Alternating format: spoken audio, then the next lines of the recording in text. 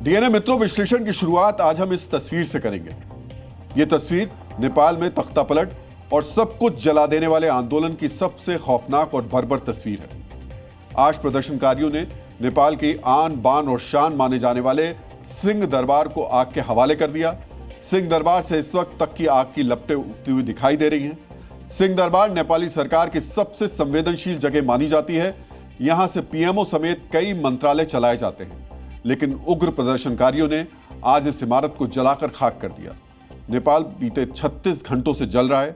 नेपाल का संसद भवन, सुप्रीम कोर्ट, प्रधानमंत्री का घर और न जाने कितने सांसदों और मंत्रियों के घरों से इस वक्त धुएं का गुबार उठ रहा है। जो भाग गए वो भाग गए, जो भीड़ के हत्थे चढ़े उन्हें दौड़ा दौड़ा कर पीटा गया। नेपाल की जनता का, खासकर वहां की जेनजी का गुस्सा चरम पर है और इस क्रोध से जो क्रांति उठी उसमें पूरा नेपाल जल उठा है। आज हम डीएनए में तख्तापलट के हर पहलू का नेपाल में जो हुआ है परत दर परत विश्लेषण करेंगे। आज हम आपको दिखाएंगे कि सोशल मीडिया के नाम पर शुरू हुए इस आंदोलन ने तख्तापलट कैसे कर दिया। इस तख्तापलट के पीछे 3 किरदारों से भी आपको मिलवाएंगे। आपको आज के हमारे नेपाल विशेषांक में यह भी पता चलेगा कि कैसे सरकार के खिलाफ सालों से सुलग रही चिंगारी अचानक ज्वालामुखी बन गई। नेपाल के इस आंदोलन से कैसे दुनिया भर की सरकारों को सबक सीखना चाहिए, आज इस पहलू का भी विश्लेषण करेंगे। लेकिन सबसे पहले आपको हम नेपाल के तख्तापलट के 5 अपडेट दिखा देते हैं। आज नेपाल में तख्तापलट हो गया।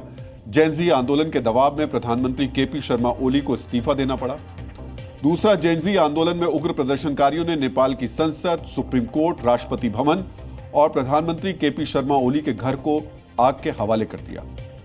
तीसरा, आज प्रदर्शनकारियों ने पूर्व प्रधानमंत्री झालानाथ खनाल के घर पर हमला कर दिया। इस हमले में खनाल की पत्नी बुरी तरह झुलस गई। इलाज के दौरान उनकी मौत हो गई। चौथा, इस हिंसक आंदोलन में मौत का आंकड़ा 24 के पार है, वहीं घायलों की संख्या 500 के पार बताई जा रही है। 5वां तख्तापलट के बाद नेपाल के सेना प्रमुख अशोक राज सिंहदेल जल्द ही अब राष्ट्र को संबोधित करने वाले हैं। नेपाल में आखिर ऐसा क्या हुआ कि 2 दिन पहले तक जो सरकार देश को चला रही थी वो आज अपना वजूद खो चुकी है। ऐसा क्या हुआ जो प्रधानमंत्री 2 दिन पहले तक देश पर राज कर रहे थे, उन्हें राजधानी से हेलीकॉप्टर में बैठकर भागना पड़ गया। आपको आगे इन सभी सवालों का जवाब मिलेगा, लेकिन सबसे पहले तख्तापलट की 3 बड़ी तस्वीरें देखिए। नेपाल में आज कैसे अराजकता फैली, उसकी 3 तस्वीरें आपको देखनी चाहिए। पहला, प्रधानमंत्री के घर पर हमला कर दिया गया, घर को आग के हवाले कर दिया गया।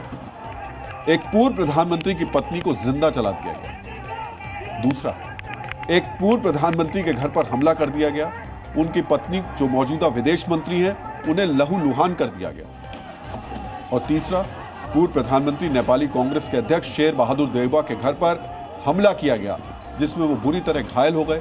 साथ ही पूर्व पीएम की पत्नी और मौजूदा विदेश मंत्री भी घायल हुए। जो शख्स 4 बार नेपाल का प्रधानमंत्री बना, जिस शख्स ने पिछले 10 साल में 5 साल तक नेपाल पर राज किया, आज उसकी हालत ऐसी है कि उसे अपने घर से भागने पर मजबूर होना पड़ा, क्योंकि जनता की नाराजगी इतनी बढ़ गई कि प्रधानमंत्री के घर को ही आग के हवाले कर दिया गया। जिस घर से देश पर राज करते थे केपी शर्मा ओली, आज वो धू धू कर जल रहा है। नेपाल में प्रदर्शनों के बीच एक ऐसी खबर आ रही है जो हैरान करने वाली है।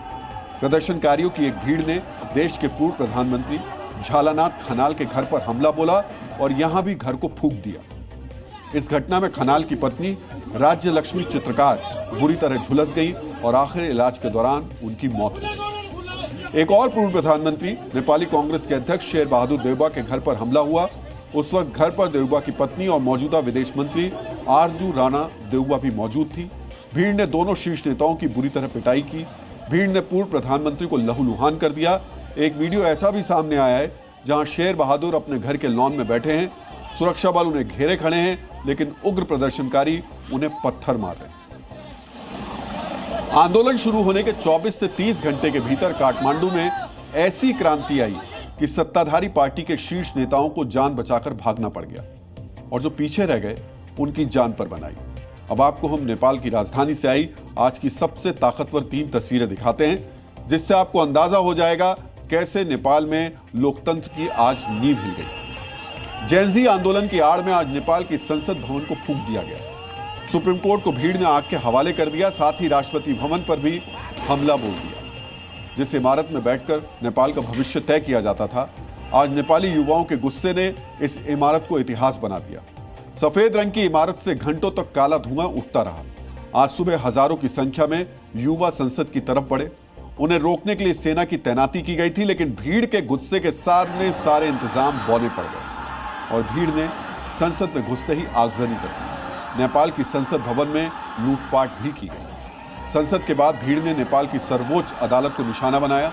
यहां भी हजारों की संख्या में प्रदर्शनकारी घुसे और सुप्रीम कोर्ट की इमारत को आग के हवाले कर दिया। जैनजी प्रदर्शनकारियों ने सर्वोच्च न्यायालय के साथ साथ विशेष अदालत और काठमांडू जिला अदालतों में भी आग लगा दी। उग्र प्रदर्शनकारियों ने राष्ट्रपति रामचंद्र पौडेल के निवास शीतल भवन को भी आग के हवाले कर दिया। इसके अलावा उनके निजी आवास पर भी हमला कर दिया। Zee News.